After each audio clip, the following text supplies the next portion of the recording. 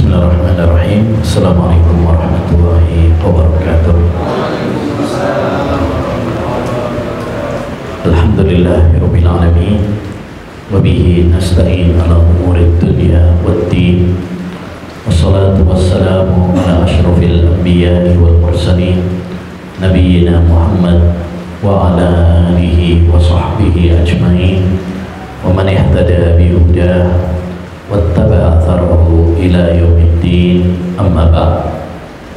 Ma'asyiral muslimin wal muslimat, para jemaah yang semoga senantiasa dirahmati dan diberkahi oleh Allah Subhanahu wa taala. Alhamdulillah, kembali kita dipertemukan oleh Allah Subhanahu wa taala dalam majelis ilmu yang berbarokah di salah satu rumah dari rumah-rumah Allah Subhanahu wa taala yang mulia. Mudah-mudahan kita semuanya diberkahi oleh Allah Subhanahu wa taala. Amin ya rabbal alamin. Ini mumpung hujan itu salah satu waktu yang mustajab. Kata Nabi alaihi salatu wassalam, sintani la turadda. Ada dua waktu yang tidak akan ditolak oleh Allah Subhanahu wa taala. Indan nida wa tahtal matar, saat adzan dan saat turun hujan. Oleh karenanya kita berdoa kepada Allah Subhanahu wa taala sebagaimana Allah Subhanahu wa taala menurunkan hujan yang bermanfaat, yang bisa menyuburkan tanaman, yang menyuburkan tanah yang gersang. Kita mohon kepada Allah Subhanahu wa taala agar Allah Subhanahu wa taala mencurahkan ilmu yang bermanfaat kepada kita, yang bisa menyuburkan hati kita, yang bisa menyegarkan iman kita, sehingga mengantarkan kita menuju surganya. Amin ya rabbal alamin.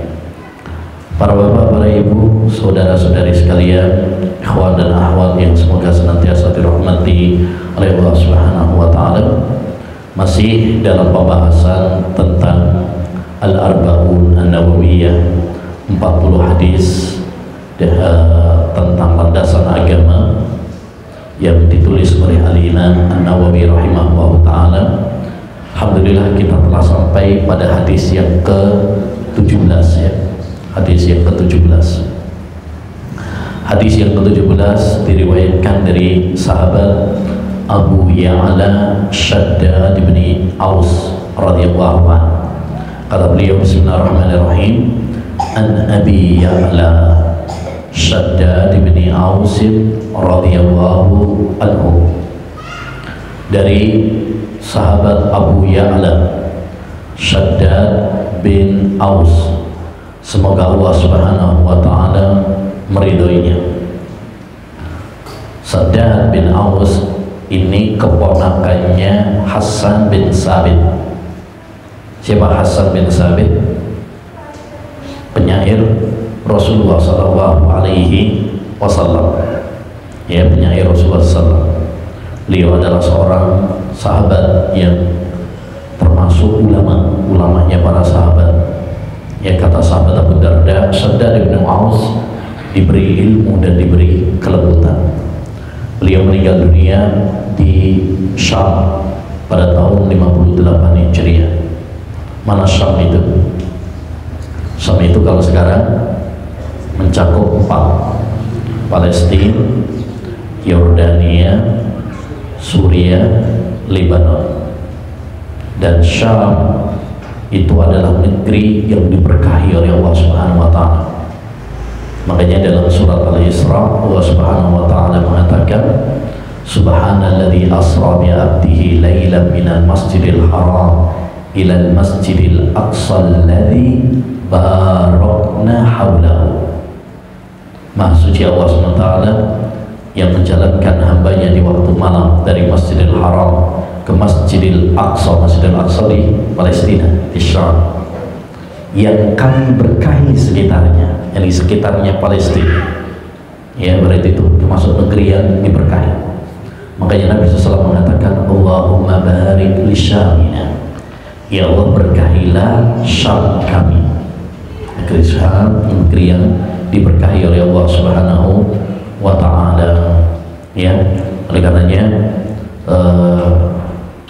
sebagaimana kita tahu dan kita dengar bahwa sekarang di Palestina, negeri Syam, ya, orang-orang Yahudi memborbardir saudara-saudara kita kaum muslimin di sana.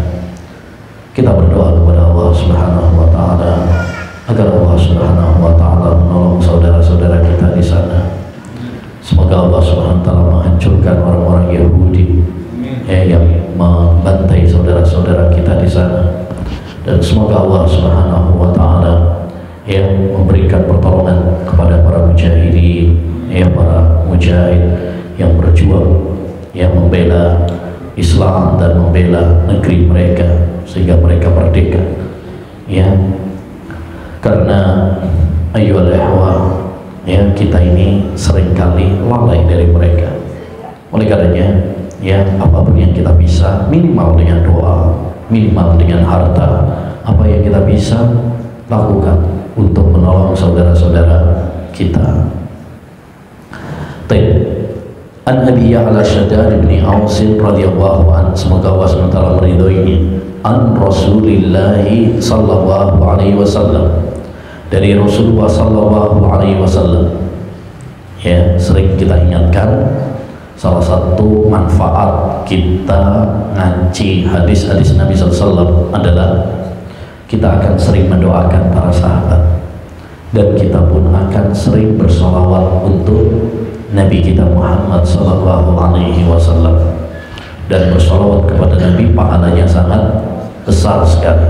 Salah satunya, siapa yang banyak dan sering bersolawat kepada Nabi, maka dia akan menjadi pendamping Nabi SAW di surga nanti. Ya, maka jangan pelit-pelit untuk bersolawat kepada Nabi alaihi salatu wassalam. Nabi SAW bersabda, Inna Allah katabal ihsana ala kulli syai'. Sesungguhnya, inna itu kalau dalam bahasa Arab litaukid, untuk penguat. Jadi sesungguhnya Allah Subhanahu wa taala kataba itu artinya mewajibkan. Ya, mewajibkan. Seperti dalam ayat puasa, kutiba alaikumus siyam, diwajibkan kepada kalian puasa. Berarti maknanya di sini sesungguhnya Allah SWT mewajibkan al-ihsan kepada kalian untuk berbuat ihsan. Ihsan itu artinya berbuat baik. Ala kulli syai', kepada segala sesuatu. Ya, segala sesuatu. Kulli dalam bahasa Arab itu juga menunjukkan umum, semua, setiap. Jadi Allah Subhanahu wa taala mewajibkan kepada kita semuanya untuk berbuat baik, berbuat ihsan. Dan ini sesuai dengan firman Allah Subhanahu wa taala dalam Al-Qur'an, wa ahsinu innallaha yuhibbul muhsinin. Dan hendaknya kalian berbuat ihsan, sesungguhnya Allah mencintai orang-orang yang berbuat ihsan. Dan ihsan itu ada dua macam. Yang pertama, ihsan kepada Allah Subhanahu wa taala, yaitu kita menjalankan perintah-perintah Allah, menjauhi larangan-larangan Allah Subhanahu wa taala, merasa diawasi sama Allah Subhanahu wa taala.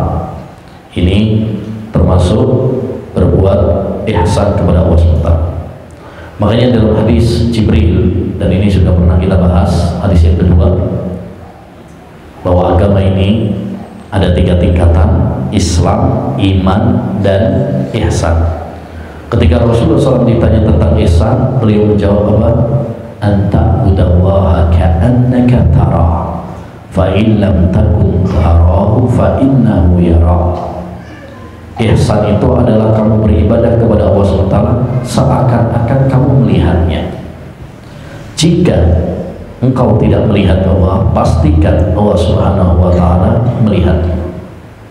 Jadi ini menunjukkan kepada kita, ma'asyiral muslimin, hendaknya kita berbuat ihsan kepada Allah, yaitu beribadah kepada Allah SWT, melaksanakan perintah-perintahnya, menjauhi larangan-larangannya, dengan kita merasa diawasi sama Allah SWT. Apa maksudnya merasa diawasi sama? Kita itu kalau merasa diawasi sama Allah SWT, maka kita akan memperbaiki kualitas ibadah kita.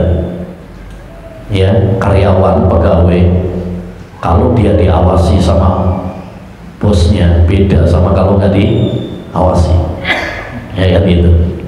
Tukang kalau nggak diawasi sama mandornya, mungkin mainan HP santai-santai. Tapi kalau diawasi, wah sergap dia, rajin, semangat. Begitu juga hendaknya bagi kita di hadapan Allah SWT. Kita meyakini bahwa Allah SWT itu senantiasa mengawasi, mengontrol, melihat kita semuanya. Walaupun semua manusia nggak ada yang melihat kita. Mungkin kita di rumah sendirian, gelap, ya, tengah malam, nggak ada yang lihat kita. Hadirkan dalam diri kita bahwa Allah Subhanahu wa Ta'ala itu apa? Melihat kita, mengawasi kita, sehingga kita akan terjaga, Pak, dari dosa-dosa. Jangan sampai kita itu takutnya hanya sama manusia, takutnya sama istri, takutnya sama anak, takutnya sama atasan, takutnya sama KPK. Nah, kalau takutnya sama polisi, sama KPK, sama istri, nanti kalau merasa aman dari pengawasan mereka, kita akan jatuh dalam kemaksiatan dan dosa. Sebab pengawasan manusia itu apa? Terbatas. Ya, kan nggak mungkin istri kita ngawasi 24 jam. Kan nggak mungkin KPK ngawasi kita terus gitu, polisi ngawasi kita terus gitu, nggak mungkin, karena pengawasan mereka terbatas. Tapi pengawasan Allah Subhanahu wa Ta'ala, ya, dia meliputi waktu, meliputi tempat. Yang kedua adalah ihsan kepada sesama manusia, sama makhluk.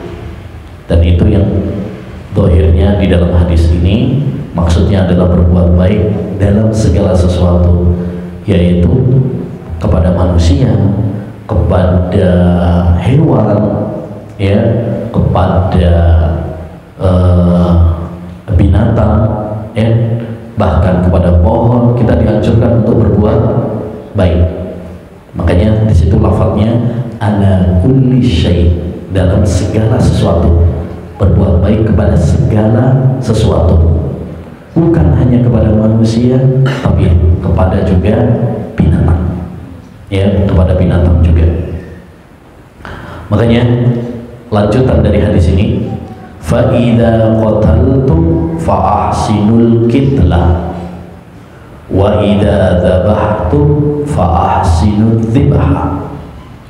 Kalau kalian membunuh, maka berbuat baiklah dalam cara membunuhnya. Maksudnya di sini membunuh yang diperbolehkan. Karena membunuh itu sekalipun hukum asalnya adalah dosa besar, tapi ada, Pak, membunuh tapi diperbolehkan. Apa itu? Ya, membunuh yang diizinkan oleh Allah Subhanahu wa Ta'ala. Nah, seperti kisos, seperti rajam bagi yang sudah berzina padahal dia sudah nikah. Demikian juga hukuman mati bagi orang yang murtad. Ini hukuman pembunuhan, tapi pembunuhan yang diizinkan oleh syariat. Nah, kalau kalian membunuh, yakni menegakkan hukuman mati, maka bunuhlah dengan cara yang baik. Maksudnya dengan cara yang baik apa? Yaitu membunuhnya sesuai dengan syariat. Ya, membunuhnya dengan sesuai dengan syariat. Jangan dengan disiksa-siksa. Kayak dulu ada ISIS, misalkan, ya, bunuhnya dengan cara apa? Dibakar. Nah, ini nggak benar, ya, nggak benar. Atau disetrum dulu, nggak benar. Nah, kalaupun kita menerapkan hukuman mati, terapkan dengan baik sesuai dengan syariat, ya, dengan syariat. Saya pernah sekali melihat hukuman kisos langsung dulu di Saudi. Nah dulu pernah belajar di sana, pernah menyaksikan langsung. Itu sekali penggal itu nggak ada 1 detik, cepat sekali, ya cepat sekali. Itu ya penerapan hukum kisos yang baik. Dalam arti apa? Nggak ada penyiksaan, ya nggak ada apa namanya, ya mungkin disetrum dulu, disiksa dulu, atau dengan cara dibakar, enggak, ya, tapi dipenggal dengan pedang yang tajam, kemudian juga al-kujurnya memang jago, ya jago. Jadi lihat itu belum detik udah geluduk, ya udah geluduk. Nah, jadi itu pengalamannya. Tapi itu luar biasa, Masya Allah. Jadi kita bisa ambil pelajaran. Saya dulu 4 tahun di sana, tapi baru lihat kisos itu cuma sekali. Pelajarannya apa? Pelajarannya walaupun di sana ada pembunuhan, ada pencurian, ada, tapi jarang terjadi. Kenapa? Karena ditegakkan hukum Allah Subhanahu wa Ta'ala. Apalagi kalau disaksikan orang banyak. Jadi orang itu ketika mau membunuh mikir-mikir, kalau saya bunuh, saya juga akan dibunuh. Akhirnya mikir 1000 kali. Sekarang orang bunuh nggak mikir, gampang, nanti di penjara, dapat makan gratis, ya keluar malah dapat pengalaman karena ketemu sama ya yang lain-lainnya. Dan intinya di sini adalah kalau membunuh, bunuhlah dengan cara yang baik, yang sesuai dengan syariat. Jangan ada penyiksaan. Wa idza dzabhtum fa ahsinut dzibha. Kalau kalian ya menyembelih, maksudnya menyembelih binatang, fa ahsinut dzibha, maka sembelihlah dengan cara yang baik. Sembelihlah dengan cara yang baik. Jadi kalau membunuh orang, menegakkan hukuman mati, suruh dengan cara yang baik. Kalau menyembelih binatang, disuruh menyembelihnya dengan cara yang baik juga. Apa maksudnya menyembelih dengan cara yang baik? Ada lanjutannya hadis tersebut. Wal yuhidda ahadukum syafratahu wal yurih dhabihatahu. Tajamkan pisaunya. Jangan sampai nyembelih pisaunya masih karatan atau tumpul. Nah itu nyiksa nanti. Wal yurih dhabihatahu, dan hendaknya dia menyenangkan sembelihannya. Jangan diseret-seret, ya, jangan dibanting-banting. Nah, jadi hendaknya kita senangkan binatangnya. Jadi Islam ini Masya Allah agama yang sangat indah. Sama binatang saja kita disuruh berbuat baik. Kalau itu kepada binatang, apalagi sama manusia. Jangankan seperti itu, yang luar biasa lagi, dalam Islam menghina binatang aja nggak boleh. Menghina binatang nggak boleh, apalagi menghina manusia. Dalam sebuah hadis Rasulullah SAW bersabda, riwayat Abu Dawud, hadisnya sahih. Kata Nabi, la tasubbuti fa innahu yukilukum lis-shalah. Jangan kalian menghina ayam jago, karena ayam jago itu membangunkan kalian untuk sholat. Jadi jasanya ayam jago itu membangunkan kalian sholat. Sholat apa? Sholat subuh. Subhanallah. Ya, sama ayam aja kita nggak boleh menghina, apalagi sama manusia. Itulah indahnya agama Islam. Hadis ini, ma'asyiral muslimin, memberikan kepada kita beberapa faedah. Faedah yang pertama tadi, yaitu kewajiban berbuat ihsan. Apa berbuat ihsan itu? Ihsan tadi ada 2 macam. Yang pertama, ihsan kepada Allah Subhanahu wa Ta'ala, yaitu menjalankan perintah Allah dan menjauhi larangannya dengan merasa diawasi sama Allah Subhanahu wa Ta'ala. Yang kedua, ihsan kepada sesama manusia, sesama makhluk. Dan dua-duanya ini harus ada. Jangan sampai kita baik sama Allah SWT tapi nggak baik sama manusia, atau baik sama manusia tapi nggak baik sama Allah SWT. Dua-duanya harus baik. Itulah namanya soleh. Kita sering dengar ya, jadilah orang tua yang soleh, jadilah anak yang soleh, jadilah suami yang soleh, jadilah istri yang soleh. Apa maksudnya soleh itu? Soleh itu kata para ulama, al-haqqi bihaqqillah wa haqqi ibadih, orang yang menjalankan hak Allah dan hak makhluk. Hablum minallah wa hablum minan nas, hubungan sama Allah baik, hubungan sama sesama manusia juga baik. Itu namanya apa itu? Ya, soleh.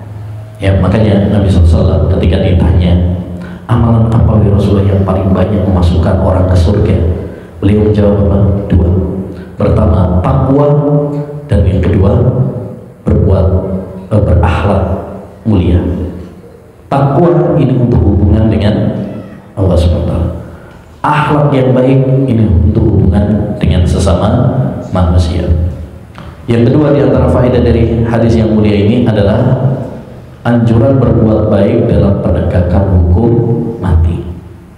Ya, entah itu qisas, entah itu raja, entah itu hukuman bagi orang yang murtad, hendaknya dilaksanakan dengan cara yang baik.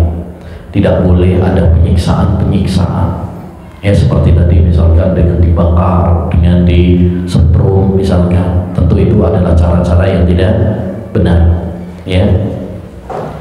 Yang ketiga di antara faedah dari hadis yang mulia ini adalah anjuran untuk berbuat baik kepada binatang.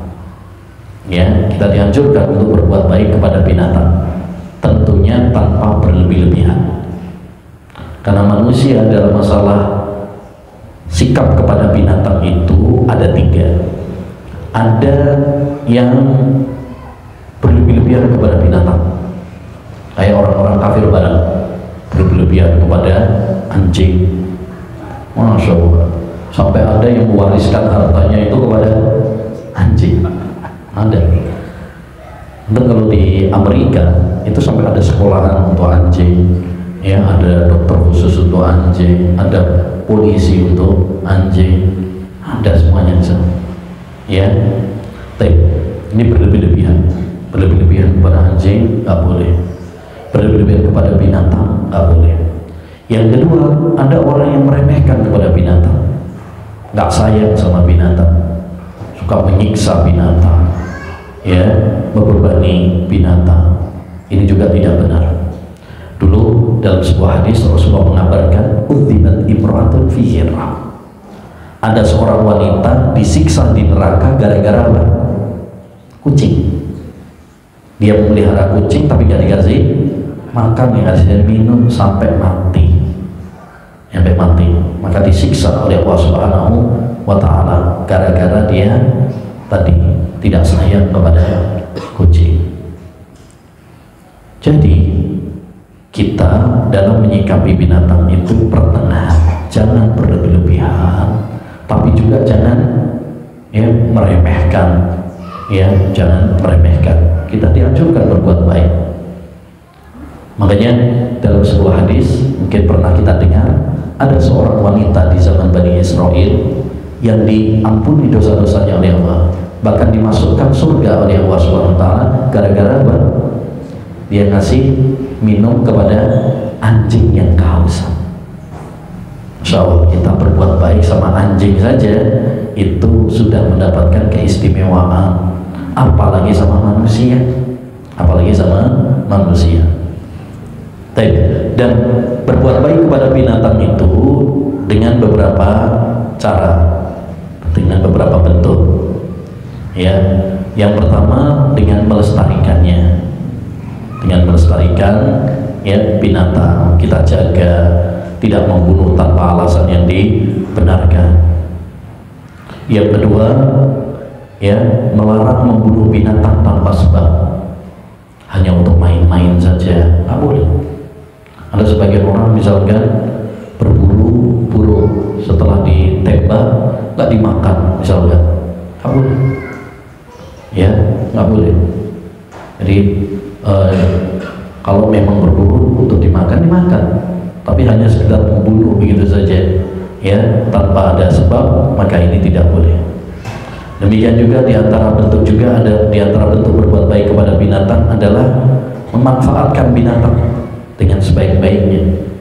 Ya, diantara bentuk berbuat baik kepada binatang adalah tidak menyiksa binatang. Ya, tidak menyiksa binatang. Seperti tadi, yaitu kita melihara kucing atau yang lainnya tapi nggak dikasih makan. Termasuk juga penyiksaan kepada binatang. Ini biasanya sering terjadi kalau dalam perlombaan. Ya, perlombaan ada misalkan kerapan sapi, misalkan balapan sapi, itu kadang matanya dikasih balsam biar cepet. Kadang ada yang campurnya itu dikasih apa? Paku. Ya, biar kalau terluka kan otomatis apa? Melaju dengan kencang. Ya, seperti itu tidak diperbolehkan. Atau ngadu ayam, biasanya ada adu ayam jago, misalkan diadu sampai berdarah-darah misalnya. Nah ini nggak boleh, tidak diperkenankan, ya karena itu termasuk bentuk penyiksaan kepada binatang. Termasuk bentuk penyiksaan kepada binatang juga, ini perlu diperhatikan terutama untuk ibu-ibu, memasak ikan ya padahal masih dalam kondisi hidup, masih hidup, langsung ditaruh di wajan misalnya, ya itu termasuk bentuk penyiksaan kata Imam Ahmad, ya.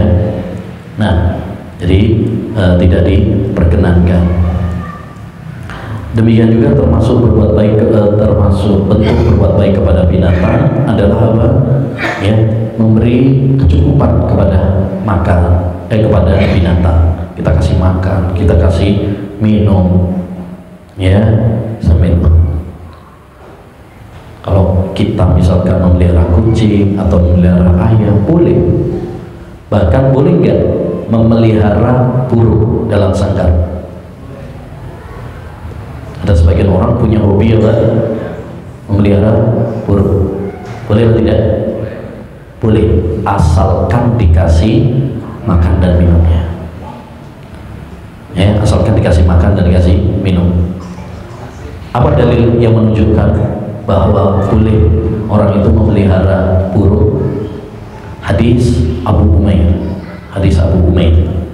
Dulu dia anak kecil di zaman Nabi SAW, dia itu punya burung, ya, di sangkar. Ya, suatu saat burungnya mati, maka dihibur oleh Nabi SAW. Ya Abu Umair, ma fa'alan Nuhair. Wahai Abu Umair, gimana kabarnya burung kecilmu? Burung kecilmu Nuhair. Kata para ulama, itu menunjukkan bahwa boleh orang itu memelihara burung. Buktinya Nabi nggak mengingkari. Buktinya Nabi SAW tidak mengingkarinya. Itu namanya takrir, persetujuan Nabi SAW. Asalkan tadi, yaitu dikasih apa? Makan, dikasih minum. Adapun apabila kita memelihara burung tapi nggak dikasih makan, nggak dikasih minum, ya sakitnya diobati, maka ini nggak boleh, nggak boleh. Ya sama seperti tadi, nanti akan disiksa gara-gara seperti dalam hadis tadi, disiksa karena apa? Kucing tadi. Kemudian diantara bentuk Islam menghormati binatang juga adalah tidak membebani binatang di luar kemampuannya. Ya, terutama biasanya apa? Sapi atau kerbau, kadang-kadang disuruh ngangkut bata. Kalau itu di luar dari kemampuannya, maka nggak boleh. Ya, di luar dari kemampuannya, artinya sudah nggak wajar, maka itu nggak boleh. Karena itu penyiksaan. Kita aja kalau misalkan suruh gotong sesuatu yang di luar kemampuannya, kemampuan kita, itu termasuk penyiksaan. Apalagi kepada binatang, ya binatang. Bahkan bukan hanya kepada binatang saja, kita misalkan punya mobil, ngangkut barang yang di luar kewajaran, itu nggak boleh. Termasuk misalkan nih yang bawa truk misalkan, kadang-kadang ada yang nggak wajar sampai tumpah-tumpah, sehingga malah memadorotkan, ya, memadorotkan sampai guling misalkan karena terlalu berat bebannya, yaitu tidak diperkenankan. Dan di antara faedah dari hadis yang mulia ini adalah adab ketika menyembelih binatang. Adab ketika menyembelih binatang, yaitu hendaknya kita menyembelihnya dengan cara yang baik. Bagaimana caranya? Yaitu dengan ditajamkan pisaunya. Jangan pakai yang tumpul atau yang karatan, nggak ditajamin dulu. Ya, ini salah satu adab. Termasuk adab dalam menyembelih juga yang perlu diperhatikan adalah jangan menajamkan pisau di depan binatangnya. Di depan binatangnya. Biasanya ini kalau pas lagi apa? Kurban. Ya, pas lagi kurban. Najamnya. Nah, itu di depan apa? Kambingnya atau sapinya. Melihat. Ada nangis, Pak. Mungkin pernah lihat kadang ada sebagian sapi atau kambing itu apa? Nangis. Karena dia juga punya perasaan. Jadi kita harus menjaga perasaannya juga. Ada hati yang perlu dijaga. Katanya begitu. Ya, termasuk hati hewan juga berarti perlu dijaga. Perlu dijaga. Nabi SAW pernah melihat ada seorang sahabat, dia mengasah, menajamkan di depan binatangnya, maka ditegur oleh Nabi. Aturidu an tumitaha marratain. Apakah kamu ingin untuk menyembelihnya 2 kali? Artinya kamu menajamkan di depannya itu sudah namanya menyiksa dia, membunuh dia. Itu tidak diperkenankan. Ya, demikian juga nyembelih dan dia melihat itu juga nggak boleh. Jadi caranya bagaimana? Kalau kita menyembelih satu persatu, misalkan kambingnya di sana, gitu ya, ambil satu sini, ya. Jadi nggak lihat. Kadang sebagian nyembelih, wah, itu gerombolan yang lainnya pada lihatin. Nah, itu kasihan, Pak. Itu dalam batinnya mikir dia, wah, bentar lagi bagian saya. Itu, ya. Kalau andaikan dia bisa bicara. Atau andaikan kita bisa kayak Nabi Sulaiman memahami bahasa mereka, ya. Nah, jangan kayak Tarsan, ya. Nah, kayak Nabi Sulaiman. Nabi Sulaiman kan paham tentang bahasa apa? Ya.